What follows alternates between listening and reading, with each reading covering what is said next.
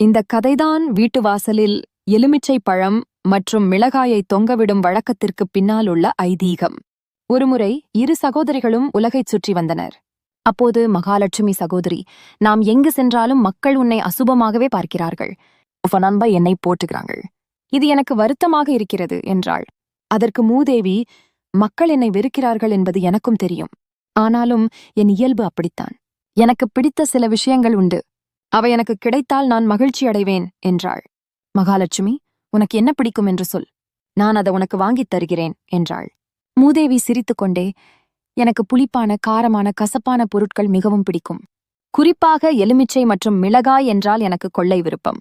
மேலும் நான் சுத்தமில்லாத இடங்களிலும் சண்டைகள் நடக்கும் இடங்களிலும் தங்க விரும்புவேன் என்றாள். மூதேவி ஒரு வீட்டிற்குள் நுழைய முற்படும்போது வாசலில் தொங்கும் எலுமிச்சை மற்றும் மிளகாயை பார்த்தாள். தனது விருப்பமான உணவு அங்கே இருப்பதைக் கண்டு அவள் அதை உண்டு பசி தீர்த்து கொண்டாள். அவளுக்கு அங்கே பிடித்தமான உணவு கிடைத்ததால் அந்த வீட்டிற்குள் நுழைய வேண்டிய அவசியம் ஏற்படவில்லை.